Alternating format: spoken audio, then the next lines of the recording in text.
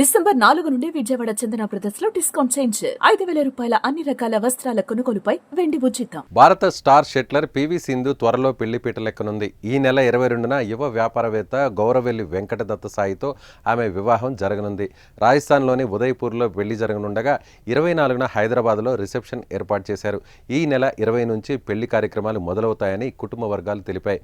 Bengaluru triple ఐటీలో masters degree చేసిన దత్త హైదరాబాద్కు చెందిన పోసిడెక్స్ టెక్నాలజీస్కు ఎగ్జిక్యూటివ్ డైరెక్టర్గా వ్యవహరిస్తున్నాడు. అతడు తండ్రి జీటీ వెంకటేశ్వరరావు అదే కంపెనీకి ఎండీగా ఉన్నారు. అయితే ఏపీలో సింధు డిప్యూటీ కలెక్టర్గా పనిచేస్తోంది. గత ఏడాది కాలంగా సింధు సాయి మధ్య పరిచయం ఉందని, గత నెలలోనే వీరి పెళ్లికి సంబంధించి ఓ నిర్ణయానికి వచ్చామని సింధు తండ్రి పివి రమణ తెలిపాడు. వీరిద్దరూ కొన్ని మ్యాచ్లు, సినిమాలకు కలిసి హాజరయ్యారని, అయితే జనవరి నుంచి సింధుకు బిజీ షెడ్యూల్ ఉండడంతో ఈ నెలలో వివాహం చేయాలని నిర్ణయించుకున్నట్లు రమణ తెలిపాడు. ఇక 2 ఏళ్లుగా ఫామ్లో లేని సింధు గత ఆదివారం సయ్యద్ మోదీ అంతర్జాతీయ టోర్నీలో విజేతగా నిలిచింది. 2013లో వరల్డ్ ఛాంపియన్షిప్ పథకంతో సింధు ఒక్కసారిగా వెలుగులోకి వచ్చింది.